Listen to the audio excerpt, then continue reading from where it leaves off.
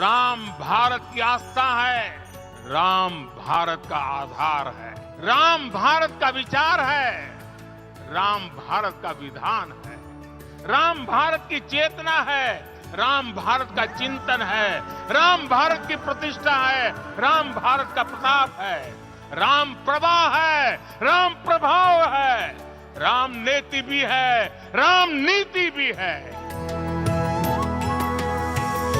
नमस्कार, सर्वमंगलम टीवी पर आपका पुनः एक बार स्वागत है। आज हमारे साथ में इंदौर से विशेष अतिथि के तौर पर पंडित बालकृष्ण शास्त्री जी, जो कि एक भागवत भूषण भी है और कथावाचक भी है।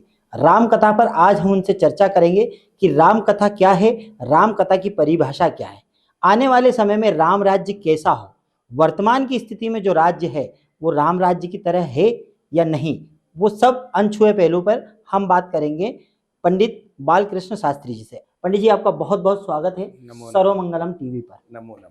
सुनाइए। राम कथा पर हम आज बात कर रहे हैं आपसे। हाँ जी। दर्शक ये जानना चाहते हैं कि एक्चुअल राम कथा क्या है और राम कथा को कैसे परिभाषित कर सकते हैं। राम कथा भगवान श्री राम का चरित्र है। भगवान के चरित्र की चर्चा ही राम कथा है। ठीक है। भगवान के बहुत सारे अवतार हुए हैं, पर राम रूप में प्रकट होकर के परमात्मा ने जो कार्य किए हैं, जो मर्यादा सिखाई है, वो संपूर्ण मानव जाति के लिए एक उदाहरण है, आदर्श है।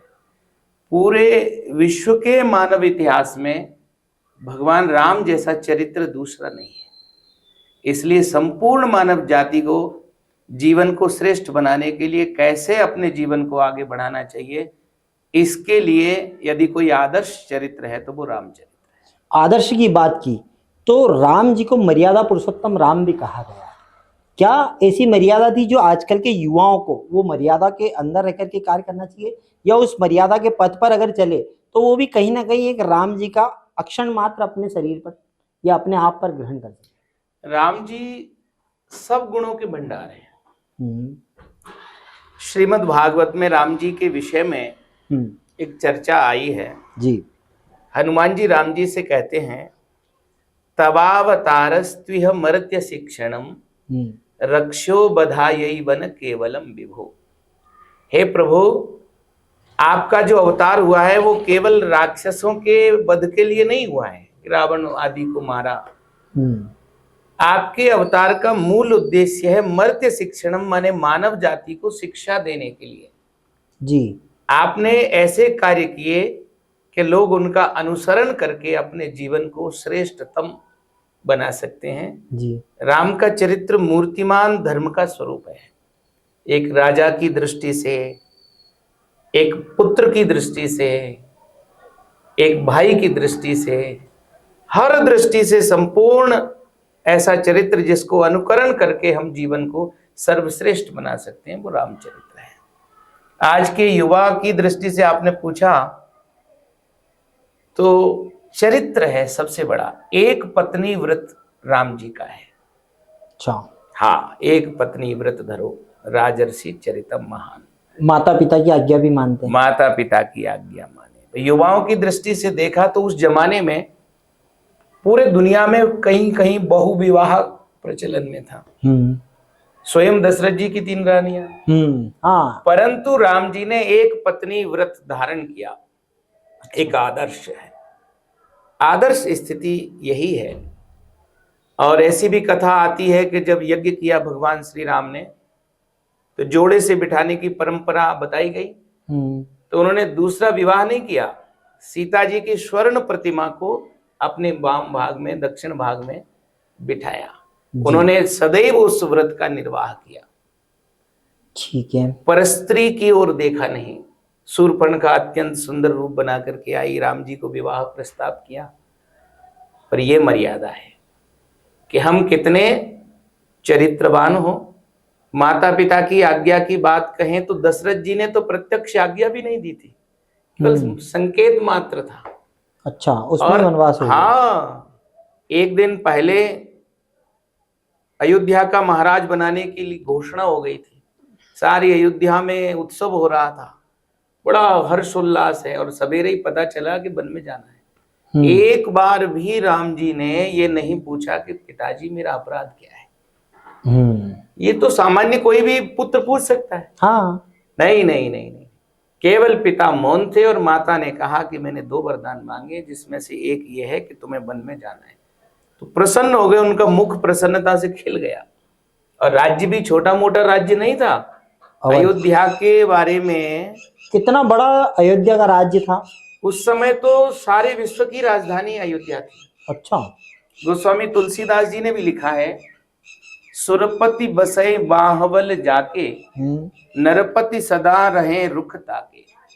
यानी इंद्र भी आश्वस्त रहता था कि अयोध्या के महाराज दशरथ मेरे मित्र हैं, कोई समस्या होगी तो मेरा भरोसा है। उनके बल के भरोसे वो आश्वस्त रहता था। और पृथ्वी के सारे राजा दशरथ जी का अनुकरण करते थे। इतना बड़ा राज्य था। इतना बड़ा राज्य था। और एक जगह तो लिखा है, सुरेप्सित राज्य लक्ष्मी। सुर माने देवता भी जिस राज्य की कामना करते थे, इंद्र सोचता था कि स्वर्ग के बजाय अयोध्या का राज्य मिल जाए। तो इससे पता चलता कितना वैभवशाली वो राज्य था। राम जी के आदर्श पे बात चल रही है। राम, आपने बताया कि राम जब वनवास जाने वाले थे तो एक क्षण भी उन्होंने एक सवाल नहीं किया। वहीं एक विषय आता है जो कि हर एक महिला के मन में होता है, एक युवा के मन में होता है, कि केकई। तो केकई माता ने आखिर जो उनका वनवास के लिए जो प्रण लिया था, उनको उनके दिल पर क्या बीती होगी उस समय, ताकि भाई वो तो किसी के बहकावे में आ गई थी, मगर कथाओं के माध्यम से अगर बात की जाए तो क्या वो सही था या गलत था, या उसके पीछे और कोई रहस्य था कि भाई राम जी ये वनवास जाएंगे तो रावण का संहार करेंगे, ये पूरी कहानी थी। देखिए, इसके 2 पक्ष हैं। एक तो यह है कि केकई ने जानते हुए भी उस कलंक को स्वीकार किया। अच्छा। मानस में एक पंक्ति है, काई कुमत केकई केरी। यानी रामचरित्र ये जल है, इसमें केकई काई बन करके आई। काई क्या करती है, जल के ऊपर जो छाई रहती है वो जल को स्वच्छ रखती है और स्वयं सारे कचरे को अपने ऊपर ले लेती है। तो केकई ने भी वो दोष ले लिया। अच्छा। और राम राज्य को के मार्ग को प्रशस्त किया। और एक पक्ष ये है कि कुसंग के कारण अच्छे अच्छे लोग दिग्भ्रमित हो जाते हैं। मंथरा ने जो शिक्षा दी, उकसाया, उसकी ममता को, सौत के डाह को, और सिखा दिया कि अपने पुत्र को राजा बनाए। तो एक ये भी शिक्षा मिलती है कि कोई ज्ञानी व्यक्ति भी लगातार यदि कुसंग में रहे तो उसका असर उसके ऊपर हो जाता है। ये केकई के चरित्र से पता चलता है। पर गुरुदेव, एक बात ये भी समझ में आई थी कि पहले कहा जाता था कि विधि के विधान में जो लिखा है, जो भाग्य में लिखा है वो हो जाता है। पूरी स्क्रिप्ट भगवान तैयार करके रखता है, बस जो मानव मात्र होता है वो केवल उनके पद चिन्हों पे चलता है और वो काम होता है।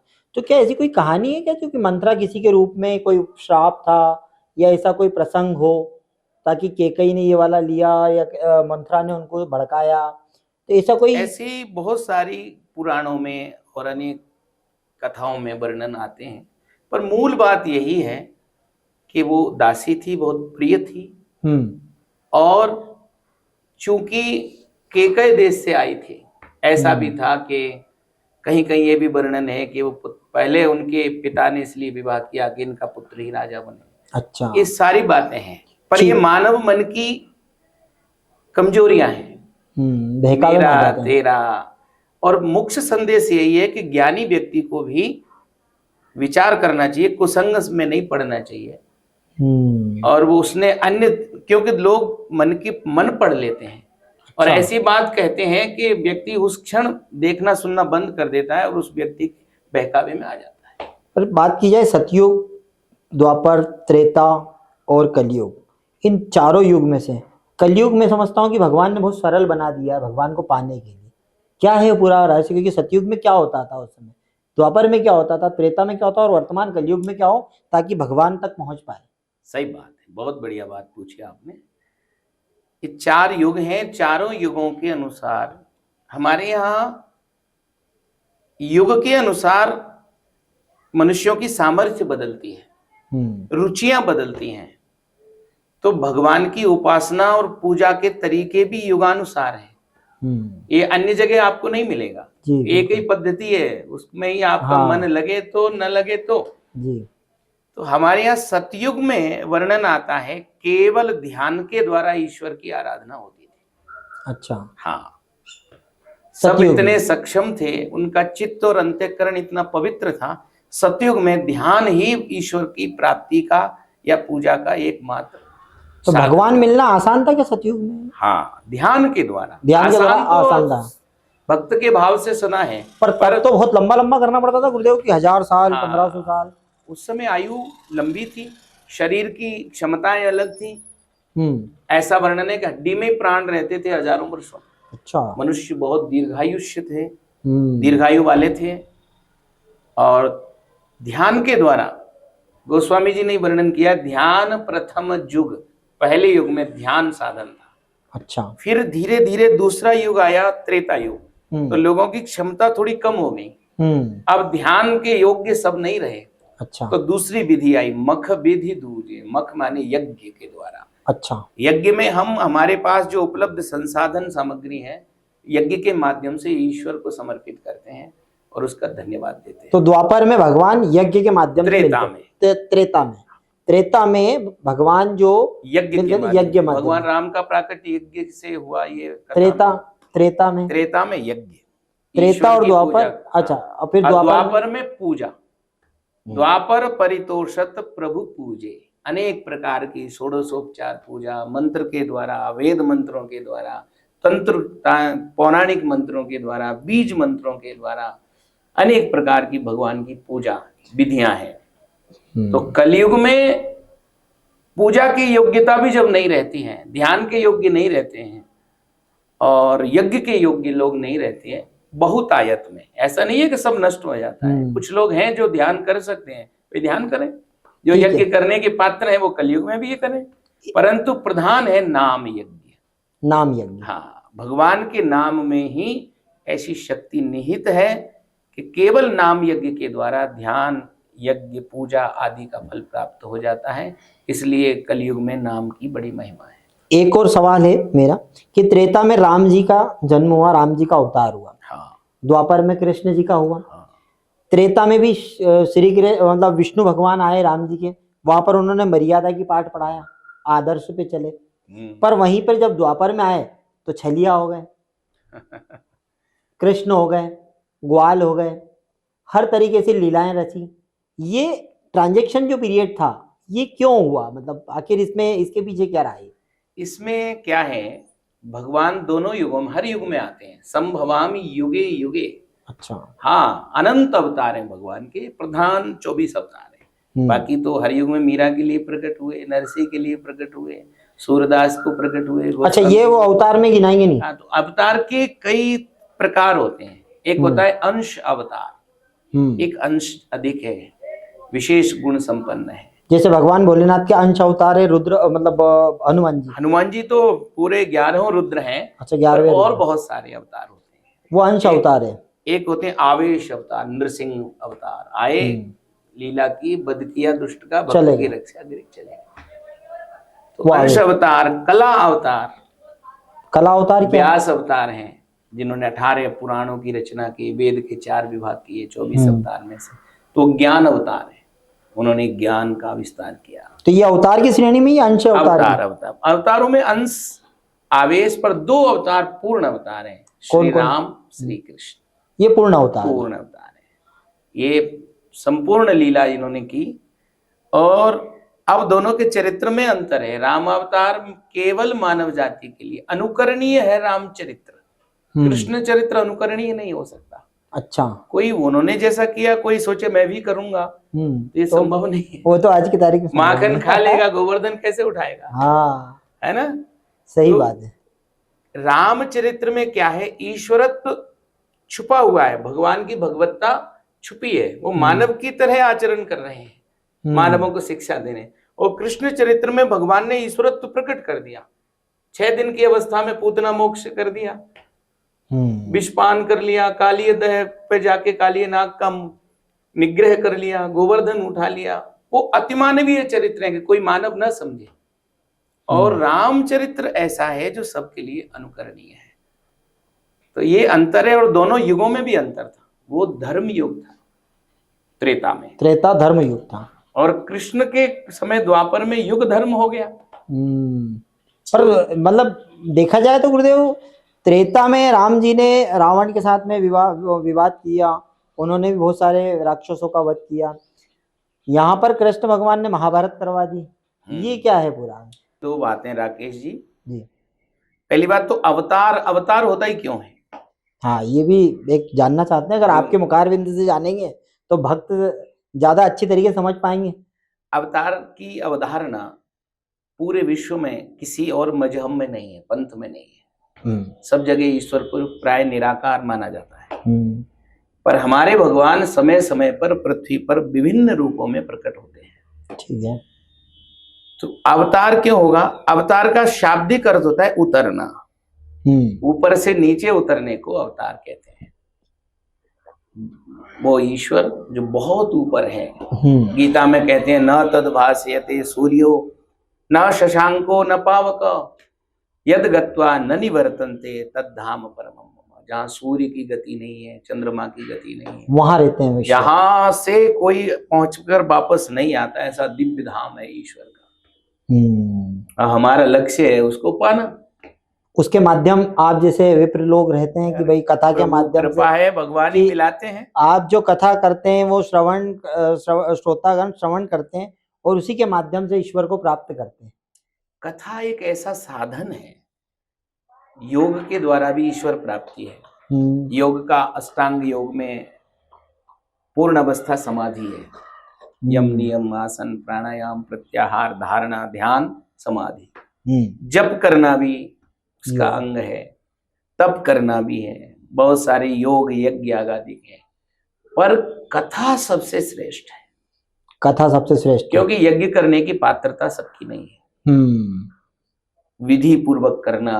तो यज्ञ के भी प्रकार होते हैं गुरुदेव? हाँ, बहुत सारे अलग अलग प्रकार होते हैं, अलग अलग विधियों के लिए। यज्ञ का व्यापक अर्थ होता है बड़ा। द्रव्य यज्ञास तपो यज्ञा योग यज्ञास तथा परे स्वाध्याय ज्ञान यज्ञाश्च तेते कर्म विसूचका। एक होता है द्रव्य यज्ञ जिसमें हवन करते हैं, ये एक प्रकार है। योग यज्ञ भी, योग भी यज्ञ है। अच्छा। हाँ, स्वाध्याय करना भी यज्ञ है। तो ज्ञान यज्ञ भी है। आप और हम मिलकर भगवत चर्चा कर रहे हैं। सांसारिक जीवन में तो जो द्रव्य यज्ञ उसी को माना गया कि हाँ, उसको बाकी यज्ञ में व्यापक अर्थ है। यज्ञ के सृष्टि में यज्ञ ही हो रहा है। मन में अगर भगवान का नाम चल रहा तो वो भी एक यज्ञ ही हो रहा है। आप भगवत चर्चा आप और हम कर रहे हैं, ये यज्ञ है, ये ज्ञान यज्ञ ही तो है। ये ज्ञान यज्ञ के रूप में है, परस्पर वार्तालाप भगवत। तो इसी ज्ञान यज्ञ को और आगे बढ़ाते हुए मेरा एक और सवाल है कि 18 पुराण आपके हिसाब से हैं, 4 वेद हैं, 6 शास्त्र हैं। इनमें से प्रमुख ग्रंथ किसको माना गया है? प्रमुख पुराण जिसे राम कथा है, श्रीमद् भागवत कथा है, अन्य और भी बहुत सारे चरित्र भी हैं। तो सबसे ज्यादा पावरफुल आज की तारीख में वर्तमान, क्योंकि ये क्या होता है, भक्त और ये जो दर्शक जो हैं वो ये चाहते हैं कि हमें जल्दी भगवान मिल जाए, इजी रास्ता ढूंढते हैं, हर एक रास्ता टफ होता है। तो आपके हिसाब से कौन से ऐसे माध्यम से जाएं ताकि भगवान बहुत आसानी से प्राप्त हो पाए? इसमें ऐसा है, वेद में वेद के भी कई भाग होते हैं। पहला भाग है संहिता, जो मंत्रों का संग्रह होता है। तो 4 वेदों की संहिता है, फिर आरण्यक है, फिर अंतिम भाग होता है उपनिषद, जिसको वेदांत कहते हैं, वेद का अंतिम भाग। ठीक है। पर उनको पढ़ने की समझने की शक्ति सामर्थ्य हर किसी में नहीं होती है। वो तो वेद व्यास अपना आप लोग। तो उसी को देख करके व्यास जी ने पुराण बनाए। तो वेद का जो सिद्धांत था वो कहानी कथाओं के माध्यम से पुराणों में आ गया। तो 4 वेद को उन्होंने 18 पुराण में रूपांतरित कर दिया। और पुराण का यही है, उसमें सर्ग विसर्ग स्थान पोषण ऊति मनवंतर अवतार कथा आदि आदि जो है लक्षण पुराण के लक्षण होते हैं। ठीक है। और जो पुरानी होकर भी नित्य नवीन रहे वो पुराण है। जो कभी पुरानी नहीं पढ़े, ऐसी कथा जिनमें धर्म की व्याख्या की गई है, वे पुराण है। तो पुराणों को पढ़ें। और सबसे बढ़िया सरल मार्ग है भगवान श्री राम और श्री कृष्ण के चरित्र को श्रीमद् भागवत कथा रामायण के माध्यम से। इसीलिए कहा गया कि रामायण रस की कथा सब ग्रंथन को सार। हाँ, इसमें क्या गोस्वामी तुलसीदास जी ने उस समय जब भारतवर्ष में विधर्मियों के द्वारा सनातन धर्म को खंडित किया जा रहा था, संस्कृत पढ़ने की व्यवस्थाएं उतनी नहीं थी, वेद पढ़ने पढ़ाने के जो क्रम थे वे भंग किए जा रहे थे, मंदिर देवालय तोड़े जा रहे थे। उस समय वेद शास्त्रों के सार को सरल भाषा में, ग्राम्य भाषा में गोस्वामी तुलसीदास जी ने रामचरितमानस के माध्यम से लिखा।